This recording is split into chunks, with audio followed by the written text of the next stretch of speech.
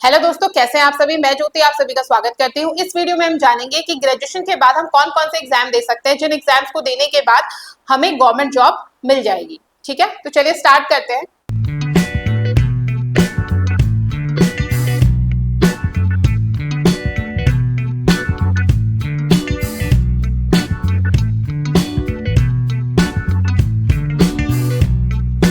इसमें सबसे पहला है आपका यूपीएससी, जिसको सभी जानते हैं आईएएस आईपीएस बनते हैं। अभी इसके आपका रिजल्ट भी निकला है। तो यूपीएससी का जो एग्जाम होता है, सिविल सर्विसेज का एग्जाम होता है, सबसे बड़ा एग्जाम है आपका ग्रेजुएशन के बाद। ये इसको क्लियर करने के बाद आईएएस, आईपीएस, आईएफएस, आईआरएस, आपको ये सारी पोस्ट मिलेंगी। ठीक है, इसमें आपके जो स्टेजेस होते हैं एग्जाम के, वो 3 स्टेज होते हैं। पहले आपको प्री क्वालिफाई करना होगा, फिर जिन बच्चों ने प्री क्वालिफाई किया होगा वो मेंस का पेपर देंगे, फिर जिन बच्चों का आपका मेंस क्वालिफाई होगा वो फिर आपका इंटरव्यू देंगे। ठीक है, और इंटरव्यू में फिर जो आपकी लास्ट में मेरिट बनेगी और वो बच्चे फिर क्या होंगे, आईएएस, आईपीएस, आईएफएस या आईआरएस चुने जाएंगे। नेक्स्ट है इसके लिए एलिजिबिलिटी क्या चाहिए, तो इसके लिए चाहिए आपको मात्र ग्रेजुएशन, लेकिन जो आपकी एज होनी चाहिए वो एज लिमिट है आपकी 21 से लेकर 32 साल तक। सैलरी इसमें आपकी 56,000 से 2.5 लाख तक जाती है। सिलेबस में क्या क्या पूछा जाता है, इसके सिलेबस में आपके 2 पेपर, जो प्री का पेपर होता है, 2 पेपर होते हैं, जीएस का और सीसेट का। तो एक में जीएस पूछी जाएगी, जिसमें आपसे जनरल सब्जेक्ट होंगे, आप जैसे हिस्ट्री, पॉलिटी, इकोनॉमिक्स, ज्योग्राफी, बहुत डिटेल में सारी चीजें पूछी जाती है। सीसेट का आपका पेपर होता है, ये क्वालिफाइंग पेपर होता है आपका। ये दोनों पेपर आपके प्री में होते हैं। ठीक है, जीएस और सीसेट का पेपर आपका किसमें होता है, प्री में होता है। जब आप ये दोनों क्लियर करोगे तब आप क्या बनते हो, तब आपका प्री क्लियर होता है बेस्ड ऑन मेरिट। फिर आप मेंस का पेपर दोगे तो वहां आपके ऑप्शनल, ऐसे और जो आपके सारे पेपर, जो जनरल पेपर होते हैं, वो आपसे मेंस में पूछे जाएंगे। तो मेंस का जो पेपर होता है वो सब्जेक्टिव होता है, उसमें आपको लिखना होता है। ठीक है, उसके बाद फिर क्या होता है, आपसे इंटरव्यू आपसे पूछा जाता है। तो ये इसका सिलेबस है। इसको आप कैसे तैयारी कर सकते हैं, तो यूपीएससी की तैयारी करने के लिए आपको जो अपनी एनसीईआरटी है वो बहुत अच्छे से पढ़नी होती है। न्यूज़पेपर्स वगैरह डेली पढ़ने होते हैं, जैसे कि हिंदू हो गया, और कोई भी जो आपकी मैगजीन है वो आप हर महीने लगाइए, उससे तैयारी करिए। Mock test, previous year papers और इसका सिलेबस बहुत अच्छे से डिटेल में उसको अच्छे से पढ़िए, ताकि आपको अच्छे से पता चल सके कि आपको क्या क्या चीजें पढ़नी है और कौन कौन सी चीजें छोड़नी है। ठीक है, नेक्स्ट है जो आपका एग्जाम, वो है आपका एसएससी सीजीएल एग्जाम। ठीक है, तो ये जो इसकी पोस्ट होती है, इसमें इंस्पेक्टर्स, असिस्टेंट, ये सारी पोस्ट होती है। ये आपके स्टेजेस क्या होते हैं, इसमें टायर 1 होता है, टायर 2 का पेपर होता है, डॉक्यूमेंट वेरिफिकेशन होता है, उसके बाद आपकी जॉब लगती है। इसके लिए भी जो एलिजिबिलिटी है वो क्या चाहिए, आपको ग्रेजुएशन चाहिए। एज लिमिट जो है वो है आपकी 18 से 32 साल। इसमें जो सैलरी है वो 25,000 से स्टार्ट होकर 1.5 लाख तक जाती है। इसके सिलेबस में क्या क्या पूछा जाता है, तो सिलेबस में आपसे पूछा जाता है रीजनिंग, मैथ, इंग्लिश और जीके। देखो जीके तो लगभग सारे एग्जाम से पूछा जाता है। नेक्स्ट है आपका आईबीपीएस पीओ या एसबीआई पीओ के जो एग्जाम होते हैं, यानी कि बैंक में अगर आपको प्रोविजनल ऑफिसर पीओ बनना है आपको बैंक में, तो तब आप इन एग्जाम्स को देंगे। तो इस एग्जाम में क्या क्या होता है, इसमें भी आपकी 3 स्टेज होती है, जैसे कि आपके यूपीएससी में होती है। तो पहले होगा आपका प्री, फिर अगेन जिन बच्चों का सिलेक्शन होगा वो देंगे मेंस का पेपर, फिर मेंस के बाद जिन बच्चों का सिलेक्शन होगा वो देंगे आपके इंटरव्यू।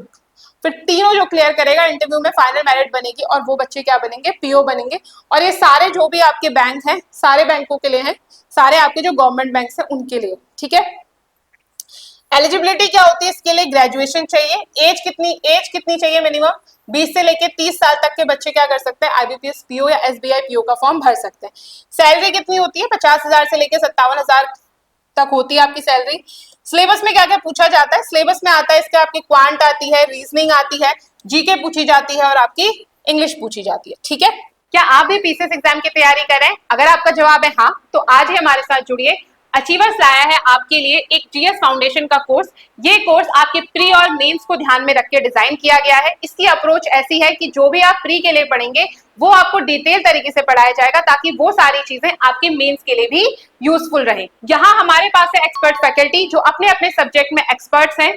आपको यहाँ मिलेंगी daily live classes, Monday to Friday आपको डेली लाइव क्लासेस मिलेंगी। और अगर आपको कोई डाउट आता है पढ़ने के दौरान, तो आप अपने टीचर से डायरेक्ट पूछ सकते हैं और अपने डाउट को क्लियर कर सकते हैं। आपको जितना भी स्टडी मटेरियल है वो सारा पीडीएफ फॉर्मेट में मिलेगा, आप उसको प्रिंट करवा के भी अपने पास रख सकते हैं। और हर वीक आपका एक वीकली टेस्ट होगा, जिससे आप अपनी परफॉर्मेंस को एनालाइज कर सकते हैं कि आपके वीक सेक्शंस क्या क्या है और आपकी स्ट्रॉन्ग चीजें क्या क्या है। तो अगर आप भी पीसीएस ऑफिसर बनना चाहते हैं तो आज ही हमारे साथ जुड़िए और डाउनलोड करें अचीवर्स ऐप और अपने सपनों की ओर एक और कदम आगे बढ़ाएं। नेक्स्ट है आपका आईबीपीएस क्लर्क का जो फॉर्म होता है। तो आईबीपीएस क्लर्क में क्या होता है, इसमें भी आपका ग्रेजुएशन चाहिए होता है। ये आपकी क्लरिकल लेवल की जॉब होती है बैंक्स में अगेन, ठीक है। इसमें जो सैलरी होती है वो आपकी 20 से 30,000 के बीच में जाती है। इसके सिलेबस में आपसे क्या पूछा जाता है, रीजनिंग आती है, मैथ आती है और इंग्लिश आती है, ठीक है। 3 सब्जेक्ट्स पूछे जाते हैं। तो इसके लिए आप क्या करें, जो भी आप बैंक के पेपर दे रहे हैं उसके लिए आपको प्रैक्टिस की बहुत जरूरत होती है, क्योंकि वहां पे स्पीड का बहुत ज्यादा फर्क पड़ता है आपके बैंक के पेपर्स में। नेक्स्ट है आपका आरआरबी एनटीपीसी का पेपर। तो आरआरबी एनटीपीसी का जो पेपर है, इंडियन रेलवे वाला पेपर है, इसमें क्लर्क आते हैं, स्टेशन मास्टर हो गए, टाइपिस्ट हो गए, इस टाइप की इसमें क्या होते हैं आपके पेपर आते हैं। इसमें सीबीटी 1 होता है, सीबीटी 2, टाइपिंग टेस्ट, ये सारी चीजें होती हैं। इसमें भी जो एलिजिबिलिटी है वो ग्रेजुएशन है। कुछ कुछ एग्जाम्स के लिए आपको 12th अगर आपने करा है तो भी आप उसको फॉर्म को भर सकते हैं। सिलेबस में क्या क्या पूछा जाता है, सिलेबस में पूछा जाता है मैथ, अगेन जीके और फिर आपकी रीजनिंग, ठीक है। और इसकी तैयारी आप कैसे कर सकते हैं, जो आपके प्रीवियस ईयर के पेपर है उनकी प्रैक्टिस करते रहिए, पीवाईक्यू लगाइए, बहुत सारे जो नए नए मॉक टेस्ट है उनको करिए। अगला जो एग्जाम है वो है आपका सीटेट और टेट का एग्जाम। तो ये एग्जाम केवल उन बच्चों के लिए जिन्होंने बीएड किया है, ठीक है। तो जिन भी एस्पिरेंट से बीएड करा है केवल वो बच्चे क्या कर सकते हैं, सीटेट और टेट का एग्जाम दे सकते हैं, बीएड या डीएलएड करा है, ठीक है। तो इसके लिए आपका पेपर 1 पेपर 2 दो पेपर होते हैं। इसमें आपकी एलिजिबिलिटी क्या होती है, डीएलएड, बीएड, ग्रेजुएशन प्लस 12। तो आपने बीएड या डीएलएड करा हो तो उसके बाद आप क्या कर सकते हैं, सीटेट और टेट का पेपर दे सकते हैं। इस पेपर के सिलेबस में आपसे क्या क्या पूछा जाता है, इसमें पूछा जाता है सर पेडागोजी, बहुत इंपॉर्टेंट है, लैंग्वेज आपसे पूछी जाती है, ईवीएस पूछी जाती है या आपसे मैथ पूछी जाएगी। तो जो साइंस वाले बच्चे हैं वो मैथ साइंस का पेपर देते हैं, और जो आपके साइंस वाले नहीं है, बीए वाले बच्चे हैं वो आपके ईवीएस का पेपर देते हैं। तो ये पेपर जो है सीटेट या टेट का, ये क्वालिफाइंग पेपर है। जब आप सीटेट कर लेंगे, आपका टेट हो जाएगा, तब फिर आप किसी भी स्कूल में टीचर बनने के लिए एलिजिबल होंगे, ठीक है। तो इसमें जो आपका मेन फोकस होना चाहिए वो होना चाहिए आपका पेडागोजी में, और ढेर सारे आपको क्या लगाने, मॉक टेस्ट लगाने। देखो किसी भी एग्जाम को क्लियर करना है या किसी भी एग्जाम को आपको करना है तो एक बार सबसे दो चीजें सबसे इंपॉर्टेंट होती है। पहले तो आप उसका सिलेबस बहुत अच्छे से देख लीजिए, दूसरा आप mock test, previous year papers, उनको बहुत ज्यादा प्रैक्टिस करें जितनी आप कर सकते हैं, ठीक है। वो सबसे बेस्ट तरीका है। नेक्स्ट है आपका सीडीएस। तो जैसे हमने एनडीए देखा था वैसे ही आपका सीडीएस होता है। एनडीए 12th के बाद ऑफिसर रैंक जाती है। तो ये ग्रेजुएशन के बाद जो आर्मी में एज ऑफिसर भर्ती होना चाहते हैं उनके लिए सीडीएस का एग्जाम होता है। तो आर्मी, नेवी, एयरफोर्स में जो ऑफिसर्स होते हैं वो सीडीएस के जरिए आते हैं। इसमें आपके 3 होते हैं, रिटर्न होता है, एसएसबी होती है और मेडिकल होगा आपका। इसमें भी आपको ग्रेजुएशन चाहिए या इंजीनियरिंग से ग्रेजुएशन किया हो या आपने प्लेन ग्रेजुएशन किया हो, आप सीडीएस का फॉर्म भर सकते हैं। इसके सिलेबस में क्या क्या पूछा जाता है, सिलेबस में पूछा जाता है आपसे इंग्लिश, जीके, मैथ या रीजनिंग, ठीक। नेक्स्ट है आपका गेट का पेपर, गेट प्लस पीएसयू। तो जितनी भी आपकी पीएसयू है, जैसे कि आपकी बीएसएनएल हो गई और आपकी ये जो बीएचईएल है, ठीक है। तो जितने भी आपके पीएसयू है उनमें, और जो भी क्या करना चाहते हैं, एमटेक करना चाहते हैं, तो वो क्या करते हैं, गेट का पेपर देते हैं। गेट और गेट का पेपर देते हैं। गेट का पेपर देके 2 चीज कर सकते हो, या तो आप एमटेक कर सकते हो, या आपकी अगर गेट का स्कोर अच्छा है तो आपको पीएसयू में क्या मिल जाएगी, जॉब मिल जाएगी, आप जॉब भी कर सकते हो। तो ये आपके जो गेट का पेपर है सारे इंजीनियरिंग वाले बच्चे देते हैं। तो इसके लिए जो एलिजिबिलिटी है, योग्यता है, वो बीटेक होनी चाहिए, या एमएससी वाले जो बच्चे हैं वो भी देते हैं इसे।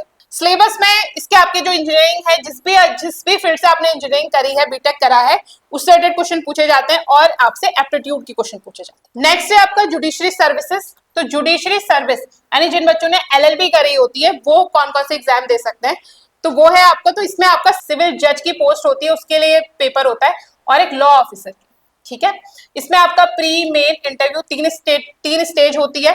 इसमें आपका जो एलिजिबिलिटी है वो क्या, एलएलबी होना चाहिए प्लस एनरोल्ड एडवोकेट, वो क्या कर सकते हैं, इसको फॉर्म को फिल कर सकते हैं।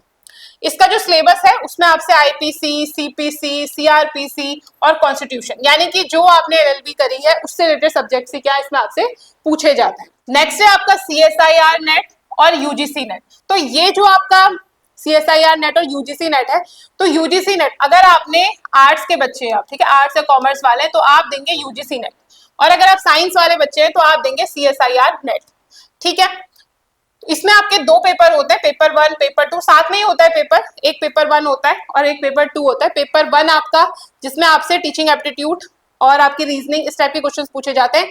पेपर 2 में आपसे सब्जेक्ट स्पेसिफिक क्वेश्चन पूछे जाते हैं, जैसे कि अगर कोई हिस्ट्री से दे रहा है तो उससे पेपर 2 में हिस्ट्री के क्वेश्चन पूछे जाएंगे, कोई इको से दे रहा है तो इको के क्वेश्चन पूछे जाएंगे। सेम ऐसे आपका सीएसआईआर में भी है, ठीक है। सीएसआईआर केवल साइंस वाले बच्चों के लिए है, और यूजीसी नेट आपके आर्ट्स वाले बच्चों के लिए, सभी के लिए, ठीक है। और इस एग्जाम को देने के बाद इसमें आपको या तो आपकी जेआरएफ निकलती है या असिस्टेंट प्रोफेसर के लिए आप एलिजिबल हो जाते हैं। जेआरएफ अगर आप क्लियर कर लेते हो तो जेआरएफ के बाद आप पीएचडी कर सकते हैं आप किसी भी कॉलेज में अपने मेरिट के बेसिस पे। और वहां पे आपको क्या मिलेगा, पीएचडी करते समय आपको स्टाइफंड मिलेगा, आपको कुछ पैसे भी मिलेंगे, ठीक है, अपनी पीएचडी करने के लिए। नेक्स्ट है आपका एसएससी जेई का एग्जाम होता है। तो एसएससी जेई का एग्जाम क्लियर करके आप जूनियर इंजीनियर बनते हैं। इसमें आपके पेपर 1, पेपर 2, पेपर 1 में एमसीक्यूज वगैरह होते हैं, पेपर 2 आपका डिस्क्रिप्टिव भी होता है। इसमें आपको या तो डिप्लोमा होना चाहिए इंजीनियरिंग से, पॉलिटेक्निक वगैरह का, या आपने बीटेक किया होना चाहिए, ठीक है। इसमें आपसे एक तो आपकी जो भी इंजीनियरिंग जिस डिपार्टमेंट से आपने करी है उसके क्वेश्चन पूछे जाएंगे, प्लस जीके के क्वेश्चन पूछे जाएंगे। नेक्स्ट है आपका आरआरबी जे या एसएससी। तो रेलवे में जो रेलवे इंजीनियर्स होते हैं उसकी पोस्ट के लिए ये आपका एग्जाम होता है। इसमें भी सीबीटी 1, सीबीटी 2, डीवी ये सब चीजें होती हैं।